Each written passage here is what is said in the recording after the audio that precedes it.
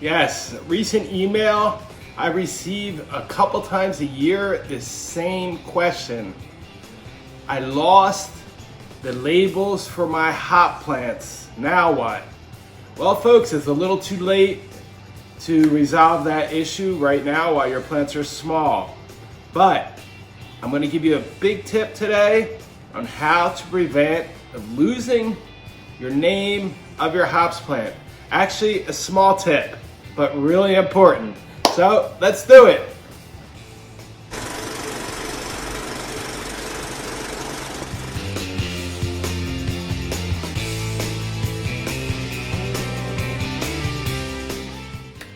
Hey folks, probably the shortest tip that I'm ever going to make today about labeling your hops plants, especially those of you that have more than one variety, which most of us have. Even if it's only 2 plants, you don't know how many people have called me and asked me how they can tell the difference between their 2 hops plants if for some reason the labels got mixed up or they lost the label. I have so many stories about this. In Brazil one time, we had a bunch of little cuttings just growing in little trays in a little fenced-in area, and somehow my worker left the fence open and we had a dog that went in there and pulled all of the little tags. We had plastic tags about 6 inches tall, and the dog grabbed everyone and left them scattered around the hops yard. We literally lost all of them.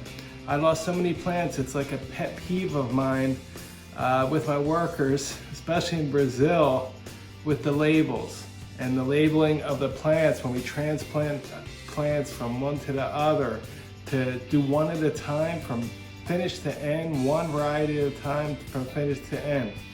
But the most important thing I do, I also do this out in my hop yard. My hop yard, I have a stick just like this with the name of the plant on it. On the back, I usually have the date that it was planted. And on the other side of the row, I also have another stick with the same thing, because I only have 1 or 2 plants of each variety, because most of them are their own separate variety. They've been grown by seed. So, by the way, these sticks are paint sticks used to stir paint. Around here, the Home Depot gives them away for free. Obviously, you can't grab 100, but every time I go to Home Depot, I walk in, they have the little ones, I'll grab 3 or 4, and I'll grab a couple of these big ones too. Something you can get for free in the world, but they work really good. Now, when I mark these labels, I use a Sharpie permanent marker, and not just any permanent marker. This is a pro marker which marks on wet, oily surfaces, and it stays. A lot of permanent markers fade away, unfortunately. Within a year, this is gone. So I do keep up on this anyway. If it does start fading, I'll rewrite over it. Now, the most important thing that I do, even out in my hop yard outside, and especially with the pots, is down along the edge, somewhere along this pot, I can see it right here, I have stuck in the dirt a plastic label with the same name that's on our big stick. I do this on every single pot, every single plant, every row. If I have rows of hops with one variety, at each end of the row, I'll put one of the labels. When this plant, if it ends up in the ground, this label will end up in the ground under the plant. That way, if I lose a stick, if some kid comes by and pulls a stick out and decides to play sword fighting, I have an emergency label here. I've been to huge hop farms in Yakima Valley where they had experimental 5,000 different plants all grown from seed, and they use a barcode with a tag on each plant. Well, we don't have that, but we do have this emergency system. If you look, even with this little plant that we're going to get ready to plant here, on this little plastic container, I have written Triumph. I have written again, just in case, Try, T-R-I, 2 times. And over here, inside the container, sure enough, There is one of these plastic labels.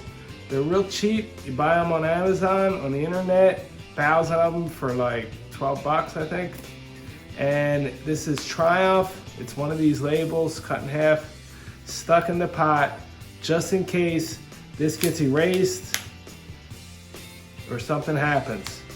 So it's real important for you people that have asked me, and I've been asked at least 30 or 40 times from people that lost the label to their hop plant.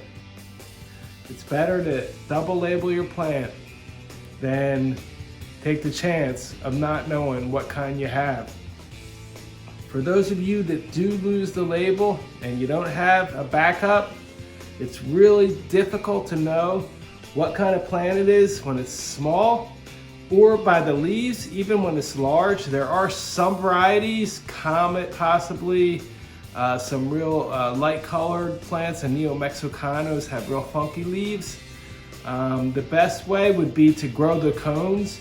If you know it's two kinds, for example, Cascade and Zeus, the cones are obviously different and you can tell looking at them. A lot of the cones are the same, and the only way would be to get a full oil test analysis. There is one lab that actually does a comparison in America. It will tell you what variety it is based on a full analysis, alpha acid, beta acid, all the oils. It fits right in the parameters.